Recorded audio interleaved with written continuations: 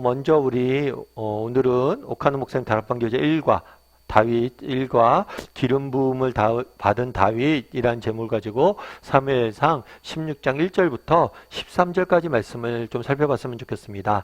먼저 서론을 한번 같이 읽어볼까요? 같이 읽도록 하겠습니다. 이스라엘 역사상 가장 위대한 왕인 다윗에게 많은 별명이 주어졌지만 그 중에서 가장 영광스러운 것은 내 마음에 합한 사람이라는 명칭이다. 이것은 그의 인격과 삶이 하나님 앞에서 완전하였다는 의미가 아니다. 하나님의 긍휼하심을 크게 입었다는 것을 말하고 있다. 동시에 그의 마음가짐이 항상 하나님을 기쁘시게 하는 데 있어서 남다른 데가 있었던 경건한 소년이었다는 것을 보여준다. 하나님이 그의 중심을 보실 때 마음에 드는 바가 많았던 것이다. 이제부터 우리는 주님의 마음에 드는 사람이 되고자 하는 마음의 열망을 가지고 다윗의 생애를 주목하여 보기로 하자. 자기 마음대로 살려다 버림받은 사울에 비해 비록 나이는 어렸으나 하나님의 마음에 든 다윗이 얼마나 부러운지 모른다. 부러워하는 마음으로 공부에 임하도록 하자. 예, 오늘부터 다윗에 대해서 배우게 되는데 여러분 다윗 하면 어떤 생각이 떠오르세요? 다윗 하면 어떤 생각이 떠오르는지, 다윗에 대해서 아는지, 어떤 생각이 떠오르고 얼만큼 아는지 서로 다락방 수원들끼리 좀 이야기를 나눠보면 좋을 것 같아요. 당신은 다윗 하면 어떤 생각이 떠오릅니까? 뭐 여러 가지 생각이 떠오를 수 있겠죠. 다윗이 골리앗을 물리친 이야기. 사실은 다윗과 골리앗의 이야기는 믿지 않는 사람들도 잘 알려진 이야기죠. 또 다윗과 골리앗의 이야기도 아는 사람들이 있을 거고, 또 우리가 많이 암송하고 있는 시편 23편도 다윗이 진 시죠. 그러니까 시인으로서 다윗도 알 수 있을 거고, 또 이스라엘 역사상 가장 위대했던 왕 중에 한 명이죠. 솔로몬의 아버지였고. 그래서 다윗에 대해서 다양하게 여러분들이 아는 이야기들이 있을 거예요. 그런데 오늘 본문에 보면, 서론에 보면 이렇게 돼 있죠. 다윗을 뭐라고 소개해요? 하나님이 내 마음에 합한 사람이다. 내 마음에 맞는 사람이다. 라고 성경은 소개하고 있습니다. 하나님 마음에 꼭 들었다는 거죠. 여러분들은 어떠세요? 정말 다윗이 하나님 마음에 꼭 들었다는 이런 칭찬을 받았다라고 성경이 이야기하고 있는데 여러분들이라면 어떤 생각이 어떠세요?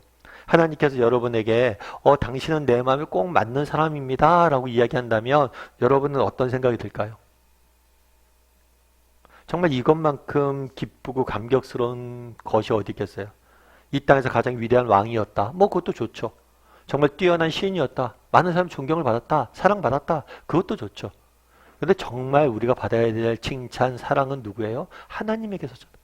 정말 하나님이 우리 인생을 보고 너 정말 잘했다. 너 정말 멋지다. 너 인생 정말 내게 마음에 든다.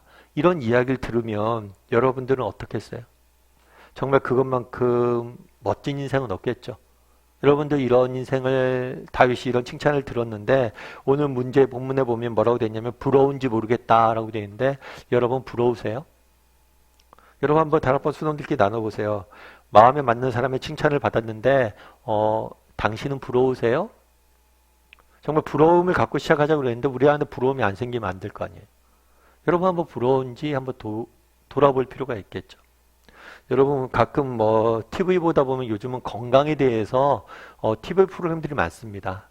왜 그런 것들이 많냐면 그만큼 건강에 대한 염려가 우리가 많은 거죠. 근데 건강에 대한 TV 프로그램을 보면 가끔 명의 이런 이야기가 나오잖아요. 그럼 명의는 어떤 사람일까요? 병을 잘 고치는 사람이 명의일까요? 그것도 맞겠죠. 근데 진짜 명의는 누구냐면 의사가 인정한 의사. 그 의사가 딱 보기에 인정한 의사가 진짜 명의라고 그러더라고요. 그러니까 우리 환자들은 잘 모르잖아요. 정말 이 사람이 나를 치료하는데 어떤 약을 쓰고 어떻게 치료하고 왜 이렇게 치료하는지 잘 모르잖아요. 근데 의사들은 보면 알잖아요. 아, 이 의사가 그냥 환자들을 그냥 간편히 효과만 내려고 저렇게 치료한다. 아니면 의사가 저 의사는 좀 불편해도 끝까지 환자의 그 병의 원인까지 찾아서 고치는 사람이다. 의사는 알거든요. 목회자들도 마찬가지요. 목회자가 들어보면 목회자 설교를 잘 알아요. 아, 저 사람 성경 연구를 얼만큼 했다. 얼만큼 고민했다. 뭐 했다. 그러니까 정말 의사가 인정한 의사가 명의라고 그러죠. 마찬가지죠. 우리 인생이 정말 사람들의 칭찬과 존경을 받는 거 좋죠. 근데 진짜 우리가 받아야 될 사랑과 존경, 칭찬은 누구에게 있는 거예요? 하나님에게 있는 거예요. 하나님의 인정을 받으면 끝인 거예요. 그래서 여러분들 한번 나눠보면 좋을 것 같아요. 다윗에 대해서 얼마큼 알고 있습니까? 한번 나눠보시고 또 하나님 마음에 합한 사람이라는 칭찬을 받았다고 그러는데 당신은 부러운 마음이 있습니까? 한번 나눠보면 좋겠죠. 우리 1번 문제 같이 한번 읽어볼까요? 당시 이스라엘의 정치적 상황이 어땠는지 간략하게 설명해 봐라. 네, 당시 이스라엘의 정치적 상황은 어땠는가? 오늘 본문에 보면 오늘 본문이 사무엘 상이잖아요. 사무엘이라는 사람이 활약하던 시대였어요. 근데 이 사무엘이라는 사람은 좀 독특한 지위를 갖고 있어요. 이 사람은 어떤 사람이냐면 마지막 사사였어요. 그리고 하나님의 말씀을 전하는 선지자였죠. 원래 이 사사란 의미는 뭐냐면 재판관 이런 의미라서 하나님의 율법을 가리키고 이 율법에 따라서 이스라엘 백성들이 살 수 있도록 도와주는 지도자의 역할을 했던 사람이 사사예요. 그런데 이 사사 시대는 어둠의 시기라고 이야기합니다. 많은 사람들이 이스라엘 백성들이 하나님을 떠났어요. 심지어 이스라엘 백성들 지도해야 될 하나님의 말씀을 가르쳐야 될 사사들마저 타락했던 시기예요. 그래서 사사기의 마지막은 어떻게 끝나냐면 각각 제 소견에 옳은 대로 행하였더라. 각자 옳은 대로 행하였다는 거예요. 하나님 없는 거죠. 그 어두운 시대에 한 줄기 빛과 같이 사역했던 사람이 누구예요? 사무엘이에요. 사무엘. 그리고 사무엘이 다시 한번 이스라엘 백성들을 하나님 앞으로 돌아오게 하는 역할들을 했죠.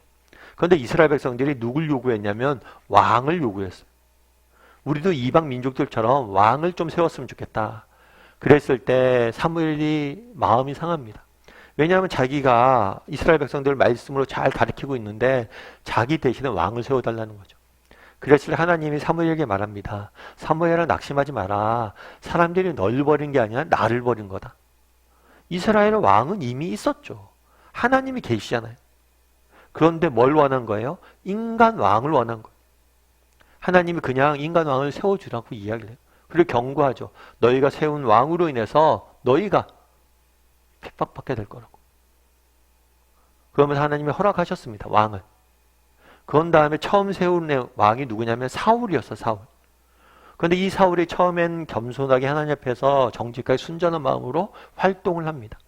그런데 이 사울이 마음이 변해요. 점점 교만해져서 하나님을 떠납니다.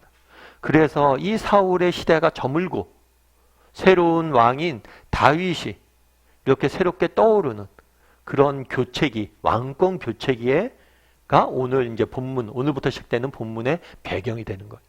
그래서 사울의 시대가 머물고 다윗이 다시 떠오르는 시대에 오늘 본문이 쓰여진 거죠. 이번 문제 같이 한번 읽어볼까요? 하나님께서 이스라엘의 첫 번째 왕인 사울을 버려 이스라엘의 왕이 되지 못하게 하신 이유가 어디에 있는가? 이렇게 되어 있어요. 사무엘상 13장 13절부터 14절에서는 사무엘이 사울에게 이르되 왕이 명령대로 행하였도다. 왕이 하나님 여호와께서 왕에게 내린 명령을 지키지 아니하였도다. 그리하였더라면 여호와께서 이스라엘 위에 왕의 나라를 영원히 세우셨을 것이거늘 지금은 왕의 나라가 길지 못할 것이라. 여호와께서 왕에게 명령하신 바를 왕이 지키지 아니하였으므로 여호와께서 그의 마음에 맞는 사람을 구하여 여호와께서 그를 그의 백성의 지도자로 삼으셨느니라 하고 책망을 해요. 사무엘이 누굴 책망하냐면 사울을 책망하죠. 왜요? 하나님의 말씀을 뭐예요? 지키지 아니했다는 거예요. 다르게 말하면 불순종했다는 거예요. 이렇게 말한 배경이 뭐냐면 이스라엘 백성들이 블레셋과 전쟁을 앞두고 있습니다. 근데 전쟁을 하기 전에 뭘 했냐면 제사를 지내기로 했어요. 근데 제사를 지내려면 제사는 제사장인 선지자인 사무엘만이 드릴 수 있어요. 근데 사무엘이 늦게 도착을 했어요. 그러자 사울이 자기 마음대로 하나님 말씀에 불순종해 하나님 말씀의 법으로 정해져 있거든요. 제사장이 제사를 지내야 된다고. 그런데 그것에 불순종해서 뭐래요? 자기가 제사를 드린 거죠. 그래서 우리 마음에 그런 생각이 들 수 있어요. 아니 뭐 불순종 한 번 한 것 같고 이렇게 심각하게 혼내느냐? 뭐 그렇게 이야기할 수도 있겠죠. 그런데 단순히 우리가 성경에 이 한 번에 기록되어 있지만 여러분 이 한 번이 아니에요. 그 이전에 이미 하나님이 그렇잖아요. 한 번 실수했다고 내치는 분이 아니에요. 이건 대표적인 사건이에요. 이미 사울의 마음속에 뭐예요? 하나님을 떠나 있었어요. 하나님의 말씀에 불순종하고 자기 마음대로 교만해서 자기 마음대로 많은 것들을 행하고 있었던 거예요. 그런 마음이 드러난 단편적인 사건이 바로 뭐냐면 이 사건이 이미 교만해서 자신의 인생의 주인이 누가 됐어요? 자신이 된 거죠. 여러분 왕이란 어떤 존재예요? 왕이란 자기가 인간 왕이 진짜 왕이 아니잖아요. 이스라엘 백성에서는 인관왕은 뭐예요? 청직이잖아요. 진정한 왕이신 하나님을 대신해서 하나님의 뜻대로 이스라엘 백성들을 인도해야 될 자리에 있는 사람이 왕이에요. 그런데 이러한 청지적인 사명을 잃어버리고 세상의 왕들처럼 자기가 왕되고자 했다면 그게 문제인 거죠. 그런 마음이 이런 불순종 행위로 나타난 거예요. 사무엘상 15장 11절도 마찬가지죠. 내가 사울을 왕으로 세운 것을 후회하노니 그가 돌이켜서 나를 따르지 아니하며 내 명령에 행하지 아니하였음이라 하신지라. 사무엘이 근심하여 온 밤을 여호와께 부르짖으니 뭐라고 되냐면 나를 따르지 않았다. 불순종했다는 거예요. 그래서 사무엘은 뭐예요? 근심하여서 온 밤을 여호와께 부르짖었다. 하나님 앞에 기도한 거죠. 사울을 용서해달라고. 그런데 그게 이제 되진 않아요. 왜냐하면 사울의 마음이 이미 떠났기 때문에. 한 번 실수한 걸 이야기하는 게 아니에요. 그 마음이 이미 뭐예요? 하나님을 떠나고 정말 하나님 앞에 불순종하고 있었던 거죠. 우리 3번 문제 같이 한번 읽어볼까요? 관계 어린 지도자 때문에 암울하고 소망이 없어 보이는 이스라엘의 미래를 바라보며 좌절에 빠져 있는 사무엘에게 주신 하나님의 처방은 무엇인가? 1절에 보면 이렇게 됐죠. 여호와께서 사무엘에게 이르되 내가 이미 사울을 버려 이스라엘 왕이 되지 못하게 하였거늘 내가 그를 위하여 언제까지 슬퍼하겠느냐. 너는 뿔에 기름을 채워 가지고 가라. 내가 너를 예루살렘 사람 이새에게로 보내리니 이는 내가 그의 아들 중에서 한 왕을 보았느니라. 뭐냐면 사무엘이 그때까지 사무엘이 기도했잖아요. 하나님 앞에 사울을 용서해달라고 기도했어요. 그렇지만 이미 사울의 마음이 떠났기 때문에 사울을 왕으로서 계속 둘 수는 없었어요. 그러면서 이야기하는 거지. 네가 언제까지 슬퍼할 거냐? 이제 슬픔을 멈추고 내가 너에게 지시한 일을 하라는 거예요. 그건 뭐냐면 베들레헴에 가라는 거죠. 그 중에 이새라는 사람이 있는데 그 사람의 아들 중에 한 명이 내가 왕으로 세울 것이다. 결국에 하나님께서 주신 대안은 뭐예요? 사람이에요.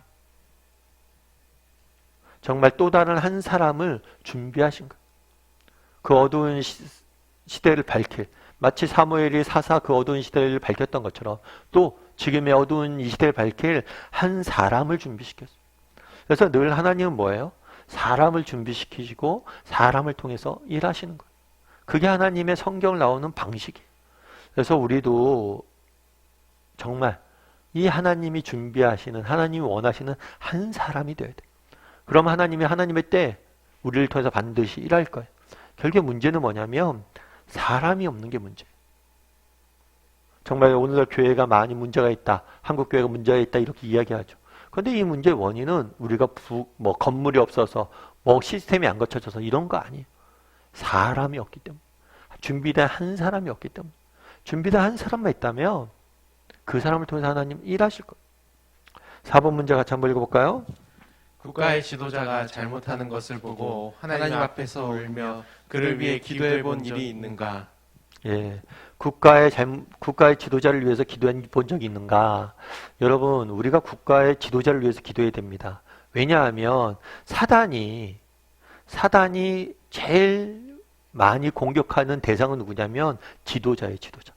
그럼 왜 지도자를 이렇게 공격할까요? 한 사람이 잘못하면 그 사람의 잘못으로 끝나고 그 사람만 잘못된 길로 갑니다. 그런데 지도자가 잘못된 뭐예요? 그 공동체 전체가 잘못된 길로 가요. 그렇기 때문에 지도자가 중요한 거죠. 그래서 끊임없이 사단은 지도자를 공격하고 유혹을 해요. 그래서 우리는 지도자를 위해서 기도해야 돼요. 국가의 지도자를 위해서. 또 가정에서는 가정의 영적인 지도자인 부모님들을 위해서. 또 교회에서는 누굴 위해서? 교회 지도자들을 위해서. 목사님 저도 마찬가지고 우리 순장님들도 마찬가지고 교회 일꾼들을 위해서 여러분들이 기도해야 돼요. 학교를 위해서 선생님들을 위해서 기도해야 돼요. 왜냐하면 그만큼 유혹에 빠지기 쉬운 자리에 있기 때문이에요. 그래서 정말 여러분들이 지도자를 위해서 얼마나 기도하는지 한번 돌아봤으면 좋겠어요. 특별히 지도자들이 잘못하는 것을 볼 때가 있죠. 근데 오늘 본문에 보면 사무엘이 참 재밌어요. 사무엘이 원래 제사를 지내려고 그랬잖아요. 근데 사울이 사무엘을 대신해 제사를 지냈어. 이건 하나님의 명령에 불순종한 것이기도 하지만 사울 입장에서 뭐예요? 사울을 무시한 행위였어. 어쩌면 사무엘의 입장에서는 사울이 사무엘을 무시하는 행동이었어요. 사무엘의 입장에서 뭐예요? 기분이 나빴을 수 있죠. 아니 네가 어떻게 내 일을 빼앗아? 이렇게 생각할 수 있는데 사무엘 입장에서 뭘 해요? 그를 불쌍히 여기고 기도하잖아요. 우리도 마찬가지예요. 여러분, 국가 지도자가 내가 지지한 사람일 수도 있고 안 지지한 사람일 수도 있어요. 그런데 그 사람을 위해서 기도하는데, 그 사람이 잘못했을 때 기도하는데 정말 그 사람의 영혼을 위해서 진심으로 우리가 기도할 수 있어야 돼요. 내가 그럴 줄 알았다. 저런 사람을 뽑은 국민들이 잘못이지. 멍청한 것이. 이렇게 이야기하는 것이 아니라 정말 그 지도자를 어찌됐건 세웠잖아요. 우리가. 또 우리는 하나님이 세우셨다고 믿잖아요. 그럼 정말 그 영혼을 불쌍히 여기고 우리의 나라를 위해서, 그 영혼을 위해서 우리가 기도할 수 있어야 돼요. 그래서 정말 그들이 잘못한 것을 보고 정말 내가 불쌍히 여기고 그 개인을 불쌍히 여기고 또 공동체를 위해서 기도해 본 적이 있는지, 기도하고 있는지 한번 나눠봤으면 좋겠어요. 5번 문제 같이 한번 읽어볼까요? 사무엘이 엘리압을 보고 그를 하나님의 기름 부으실 자라고 판단하게 된 것은 무엇 때문인가? 당신에게도 이런 기준으로 사람을 판단한 경험은 없는가? 예, 베들레헴으로 보내죠. 그래서 이세의 아들들을 중에서 한 명의 왕을 세울 것이다 라고 말씀하시죠. 그래서 베들레헴으로 갑니다. 그래서 이세의 집에 들어가서 제사를 지내려고 그래요. 제사를 지내려고 하니까 아들들을 다 오게 해라. 그랬더니 아들들 쫙 오게 했어요. 오게 했는데 첫째로 누굴 봤냐면 장남을 봤어요. 그게 누구냐면 엘리압이에요. 그들이 오매 사무엘 엘리압을 보고 마음에 이르기를 여호와를 기름 부으실 자가 주 앞에 있도다. 그러니까 사무엘 엘리압이 마음에 드는 거예요. 장남이. 그랬더니 하나님께서 사무엘에게 말한 거예요. 뭐라고 말해요? 사무엘에게 이르되 그의 용모와 키를 보지 말라. 내가 이미 그를 버렸노라. 그러니까 그는 아니란 거죠. 내가 보는 것은 사람과 같지 않으니 사람은 외모를 보거니와 나 여호와는 중심을 보느니라. 아마도 사무엘이 엘리압의 외모와 키를, 용모를, 겉모습을 보고 뭐예요? 야, 저 사람이면 정말 좋겠다라고 생각했던 것 같아요. 그러니까 하나님께서 이렇게 사무엘에게 이야기하죠. 야, 용모와 키를 보지 말라고. 사람은 뭘 본다고요? 겉모습을 보지만 하나님은 뭘 보신다고요? 중심을 보신다. 라고 이야기를 하는 거죠. 그래서 엘리압은 아니라고 이야기를 해요. 그럼 하나님이 보시는 중심이란 뭘까요? 우리 6번 문제 같이 한번 읽어볼까요? 하나님이 중요하게 보시는 중심이란 무엇을 말하는가? 역대상 28장 9절에는 이렇게 돼 있어요. 이것은 다윗이 그 아들 솔로몬에게 했던 이야기예요. 뭐라고 되냐면 내 아들 솔로몬아 너는 내 아버지 하나님을 알고 온전한 마음과 기쁜 뜻으로 섬길지어다. 하나님은 모든 마음을 감찰하신다. 살펴보신다. 아신다. 살펴보시고 아신다라는 거예요. 사실 인간은 우리의 마음을 모르죠. 우리는 외모, 겉으로 드러난 것들만 봅니다. 제 마음속에 무슨 생각이 있는지 누가 알아요? 아무도 모르죠. 하지만 누구는 아세요? 하나님은 아세요. 그래서 인간은 계속해서 외적인 모습들만 보지만 하나님은 뭘 보는 거예요? 외적인 모습뿐만 아니라 뭘 보시는 거예요? 우리의 내면의 모습까지 보시는 거예요.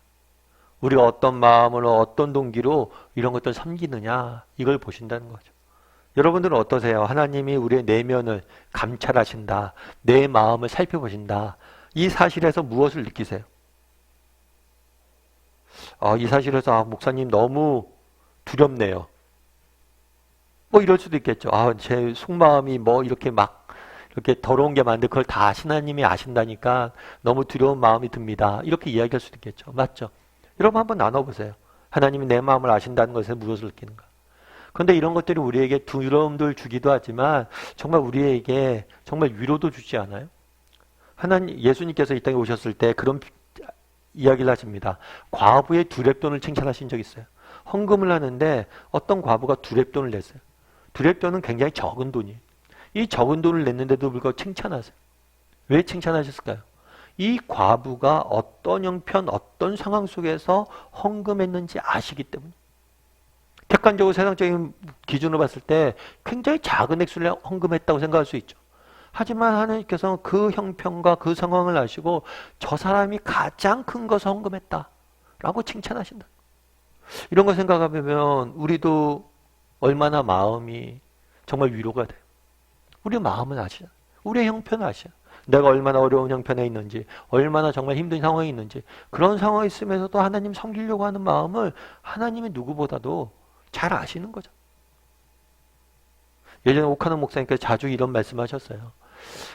정말 천국에 가면 내가 조금 두려운 게 있다. 왜냐하면 정말 나보다 저 기둥 뒤에서 정말 교회를 위해서 이름도 없이 빛도 없이 기도하는 권사님이 하나님 앞에 더 큰 칭찬을 받을까 두렵다. 내가 목사라고 앞에 나와서 설교도 하고 목사라고 막 이렇게 드러나서 막 활동하고 그러는데 정말 나는 외적으로 많이 활동하는 것 같죠. 내가 정말 하나님 나라에서 큰 일을 한 것 같죠. 하지만 정말 어쩌면 더 큰 칭찬을 받을 분은 따로 있다는 거예요. 왜요? 우리 하나님은 외적인 것을 보는 분이 아니에요. 우리의 내면을 살피는 분이세요. 그래서 우리 하나님은 중심을 보신다. 감찰한다. 정말 내면을 보신다. 이 사실에 대해서 여러분들 어떻게 생각하는지 정말 함께 이야기를 좀 나눠보면 좋을 것 같아요. 그런 다음에 7번 문제 같이 한번 해볼까요? 사무엘의 요청에 따라 그 앞에 불려나온 다윗의 모습은 어떠한가? 이성을 잃고 포악해진 사울과 대적할 새로운 지도자로 하나님이 택하신 다윗의 모습을 보며 무엇을 깨달을 수 있는가? 12절에 이렇게 돼 있어요. 이에 사람을 보내어 그를 데려오매 이에 사람을 보내어 그를 데려왔다. 이게 무슨 얘기냐면 이새에게 야 아들들 다 데리고 와봐. 그랬는데 다윗은 빠졌어요. 왜 빠졌을까요? 그만큼 존재감이 없는 거예요. 그만큼 이렇게 뛰어나지 않은 거죠. 그만큼 뭐예요? 존재감도 없고 어떤 면에서는 무시당했을 수도 있고 아유 저 어린아가 뭘 할 수 있겠어? 쟤는 아무것도 못해 라고 생각했을 수도 있겠죠. 그만큼 존재감도 없고 약하고 조금 그랬던 상황이었어요. 그런데 그가 오매 빛이 붉고 눈이 빼어나고 얼굴이 아름답더라. 아마 다윗의 외모도 용모도 꽤 괜찮았던 것 같아요.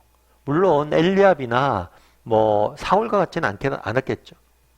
여호와께서 이르시되 이는 그가 일어나 기름 부으라 그에게 일어나 기름 부으라 이야기를 해요.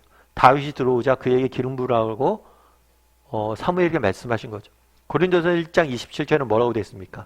그러나 하나님께서는 세상에 미련한 것들을 택해서 지혜로운 자를 부끄럽게 하시고 약한 것들을 택해서 뭐예요? 강한 것들을 부끄럽게 하시고 세상에 천한 것들과 멸시받는 것들을 통해서 뭐예요? 패하게 하시니라. 오늘 베들레헴에 갔잖아요. 다윗의 고향이 베들레헴이에요. 그런데 이 베들레헴은 사울 왕국에 있어서 사울이 다스리고 있던 사울 이스라엘 왕국에 있어서 정말 보잘것없는 도시였어요. 매우 작은 도시였어요. 그런데 그곳에 가라는 거예요. 그 당시 사람들은 뭐냐면 이 베들레헴 같은 데에서 무슨 영웅이 나겠어. 이곳에서 무슨 지도자가 나겠어. 지금 말을 하면 그런 거죠. 야 다음에 지도자 어디서 날까? 서울에서 나는 게 아니야. 지방에 뭐 저기 무주에 있는 어디 작은 동네에서 정말 다음 국가를 이끌 지도자가 생긴다. 이렇게 이야기한다면 사실 그렇게 큰 기대를 안 할 거예요. 그렇게 작은 마을이에요. 촌동네. 그런데 그 작은 마을에 뭐예요? 막내. 제사 드릴 아들도 모으라고 그랬는데 오지도 않을 정도로 정말 존재감이 약했던 그 막내. 그 작은 자를 통해서 하나님 뭐예요? 일하신다. 하나님이 원하시는 자는 이렇게 작은 자, 약한 자랑. 그럼 왜 하나님께서 이렇게 약한 자, 작은 자를 쓰실까요? 제가 늘 말씀드리지만 이렇게 쓰시는 이유는 한 가지죠. 뭐예요? 정말 작고 약하기 때문에 하나님을 뭐예요? 보다 의지하고 바라볼 수 있는 거예요. 겸손한 거죠. 내가 교만하고 내가 잘났다고 생각해 보세요. 내 힘으로 다 할 수 있다고 생각해 보세요. 사울을 보세요. 자신이 교만해졌으니까 내 힘으로 전쟁도 이길 수 있고 내 마음대로 제사도 지내고 내 마음대로 하나님 앞에 순종하고 그러는 거예요. 우리가 정말 내가 부족하고 연약함을 알았을 때 우리는 뭐예요? 온전히 하나님을 의지할 수 있는 거예요. 그런데 재밌는 건 뭐냐면 여러분 정말 약하고 부족하다고 하나님 의지하는 거 아니에요. 정말 약하고 부족한 사람 중에서도 교만한 사람들 많을 수 있어요. 정말 가진 것이 아무것도 없는데 교만해질 수 있어요. 하나님 의지하지 않을 수 있어요. 그런데 어떤 사람들은 정말 능력도 있고 가진 것도 많은데 불구하고 너무나 겸손하게 하나님 의지하는 사람들이 있어요. 그게 결국엔 외모가 아니에요. 외적인 모습이 아니에요. 다윗도 아름다웠다고 그러잖아요. 중요한 건 외적인 상태가 아니라 그 마음이란 거예요. 그 마음이 뭐예요? 온전히 하나님을 바라보고 하나님을 향하고 하나님을 의지할 수 있는 사람, 그런 사람을 쓰는 거예요. 고린도전서 쓴 바울도 마찬가지죠. 얼마나 그가 위대했던 사람이에요. 그럼에도 불구하고 그가 나는 아무것도 없다. 내가 이때까지 배웠던 것은 그리스도 안에 다 배선물로 여긴다 하면서 겸손히 하나님 의지하니까 하나님 앞에 쓰임받는 거죠. 그래서 우리도 이런 겸손함들을 가질 수 있어야 돼. 8번 문제 같이 한번 읽어볼까요? 하나님의 나라에 참으로 필요한 지도자는 화려한 외적 조건을 갖춘 자가 아니라 하나님의 기준에 적합한 자이다. 하나님의 기준은 눈에 띄지 않는 내면의 것이다. 우리는 교회에서 사람을 판단할 때 흔히 사무엘의 기준에 좌우될 때가 많다. 예를 들어 어떤 경우가 있는지 말해보라. 여러분 한번 생각해 보세요. 사무엘의 기준에 평가해서 외모만 보고 하는 경우들이 많은지 적은지. 그럴 경우도 있죠. 교회에서도 뭐 성도님들 만났을 때 그 사람의 직업이 뭐냐, 그 사람의 재산이 어느 정도냐, 그 사람이 지금 학력이 어느 정도냐, 이런 걸 교회 내에서 서로 자랑하고 그런 것들로 사람들 판단하고 그럴 수 있어요, 없어요? 그럴 수 있어요. 그래서 우리의 모습, 우리가 그런 것들로 사람들 평가하고 있지 않은지 한번 봐야 된다는 거죠. 예전에 어떤 책에서 읽었는데 어떤 목사님이 계셨어요. 이 목사님이 미국에 있는 목사님이신데 새로운 교회에 부임하게 됐어요. 좀 규모가 있는 교회 부임하게 됐는데 이 목사님이 뭘 했냐면 이렇게 노숙자 분장을 하고 그 교회 앞에서 2박 3일 동안 살았어요. 노숙자처럼. 그런데 노숙자처럼 그 교회에서 이렇게 있었는데 그 중에서 한 교인들 중에서 뭐 교인이 200명이다 그러면 20명 정도만 10% 정도만 자기에게 말을 걸어줬다는 거예요. 그리고 어떤 교인들은 정말 칭찬을 자신에게 해줬다는 거죠. 그러면서 이 목사님이 나중에 딱 처음 부임 설교를 합니다. 부임 설교를 하면서 그런 얘기를 해요. 어떤 말씀하죠? 마태복음 말씀을 가지고 양과 염소의 비유를 하죠. 비유해서 그런 말씀하세요. 정말 작은 소자에게 한 것이 나에게 한 것이다. 그 말씀을 이야기를 해요. 그래서 우리가 어떤 시각으로 사람들을 바라보고 있느냐. 여러분 어떠세요? 이거 되게 단편적인 얘기죠. 교회 앞에 사람이 있어요. 노숙자가 있어요.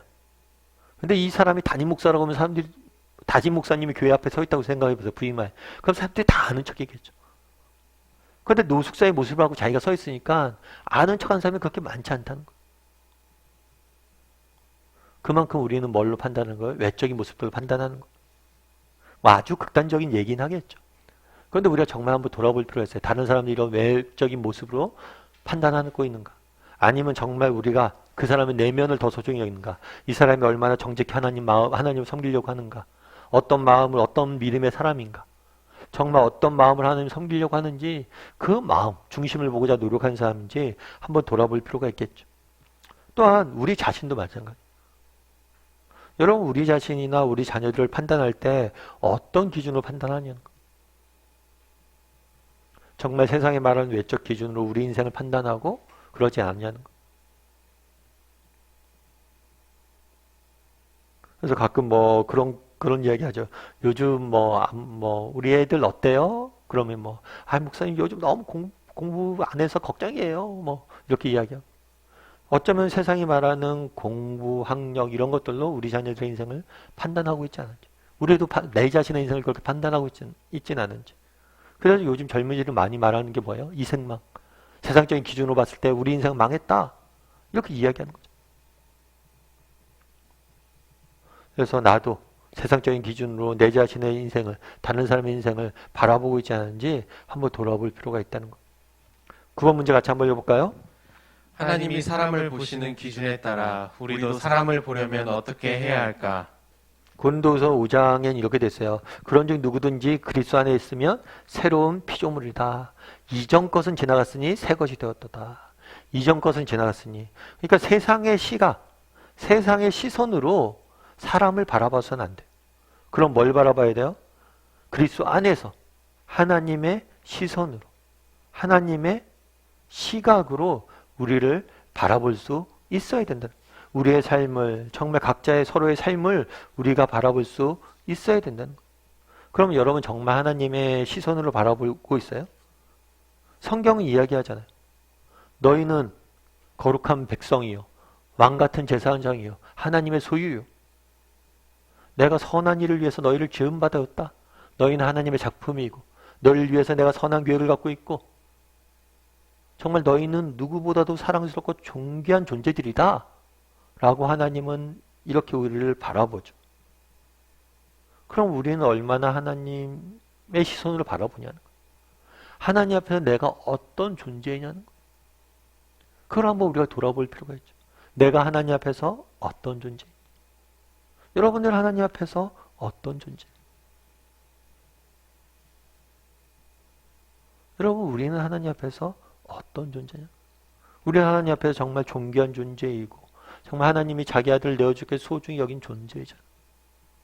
그래서 우리가 자꾸만 뭘 해야 되냐면 세상의 시선으로 누군가를 판단하고 바라보는 게 아니라 하나님 앞에서 우리가 어떤 존재인지를 끊임없이 바라보고 할 수 있어야 된다는 거예요. 여러분 우리가 얼마나 존귀한 존재, 얼마나 가치 있는 존재. 여러분들 어떤 소설가 이야기를 들었는데요. 그 소설가 그러더라고요. 뭐 글을 쓰는데 야, 한 문장을 가지고 계속해서 이렇게 고민을 하는 거예요. 썼다 지었다 썼다 지었다. 그런데 옆에서 보는 이렇게 보조 작가가 이렇게 보는데 옆에서 도와주는 사람을 보는데 뭐 별로 중요한 것 같지 않은 거예요. 아니 작가님 뭐 이렇게 고민을 합니까? 그때 작가가 그래요. 야 너는 이 차이를 못 느끼겠냐? 이게 굉장히 못 느낄지 모르지만 이게 굉장히 중요한 차이가 있다. 작가 입장에서 뭐예요? 글 하나를 써도 정말 한 줄 한 줄이 가치 있고 의미가 있는 거. 우리는 하나님의 새로운 피조물들이, 우리는 하나님의 작품이잖아.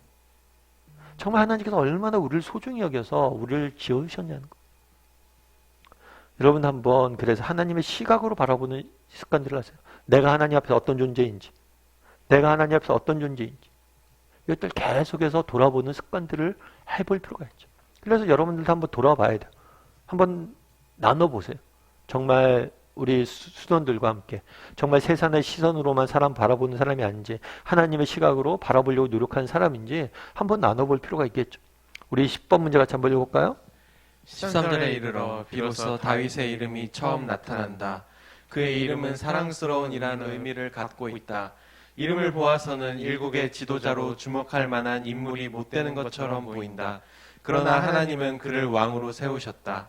만일 하나님이 하시지 않았다면 그는 결코 왕이 될 수 없었을 것이다. 하나님 편에서 좋아서 무조건 다윗을 불러 왕으로 삼으신 것처럼 우리를 무엇으로 선택하셨는지 말하라.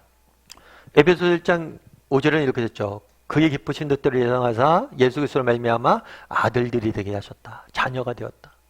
하나님의 자녀가 되었다. 이거보다 더 큰 특권이 있나요? 요즘 뭐 수저론이 많이 유행한다고 그러죠. 금수저론, 뭐 은수저론, 흑수저론, 다이아몬드 수저론.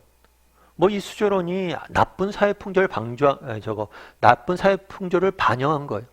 그럼에도 불구하고 여기서 우리가 알 수 있는 건 뭐예요? 정말 우리의 부모가 누구냐는 중요하냐는 거예요. 우리의 소속이 어디냐는 중요하잖아요. 우리는 하나님의 자녀잖아요. 이것만큼 놀라운 특권이 있어요? 그 다음에 베드로전서 뭐라고 그래요? 택하신 족속이요, 왕같은 제사장이요, 거룩한 나라요, 그의 소유다. 하나님의 택함을 받았다는 거예요. 그의 소유가 되었다는 거예요. 이것만큼 멋진 일이 어디 있어요? 여러분 누군가 여러분에게 대통령실에서 연락이 와서 대통령실에 초청을 받았다고 생각해 보십시오. 국민 대표로 뽑혔다고. 그럼 여러분들 얼마나 자랑스럽겠어요? 아, 내가 택함 받았구나. 그런데 하나님이 우리를 택했다잖아요. 얼마나 멋진 일. 우리가 정말 이런 시선으로 우리를 보는지. 11번 문제 같이 한번 읽어볼까요? 10대 양치기 소년 다윗은 기름 부음 받은 그날 이후 하나님의 신에 크게 감동되었다. 그리고 다시 양을 치기 위해 들로 나갔다. 기름 부음 받은 다윗이 예전처럼 다시 일터로 나갔다는 사실에서 무엇을 배울 수 있는가? 13절에는 이렇게 됐죠. 사무엘이 기름 뿔병을 가져다가 그의 형제 중에서 그에게 부었더니 다윗에게 기름을 부었어요.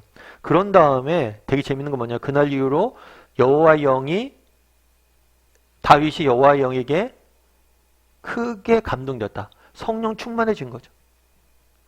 우리도 이런 경험하잖아요. 정말 예수님을 처음 믿었을 때 큰 감동이 우리에게 있잖아요. 뿐만 아니라 예배드리거나 찬양할 때 기도할 때 매번 그렇진 않지만 정말 깊은 감동이 있는 시간들이 있잖아요. 다락방에서도 마찬가지예요. 이번 이야기 다락방에서 그런 감동이 있어야 돼요. 그런데 이 감동이 쓴 다음에 뭐예요? 사무엘은 그냥 떠나서 뭐예요? 라마로 갔어요. 그리고 당장 다윗이 왕이 된 게 아니에요. 기름은 부음을 받았지만 오랜 시간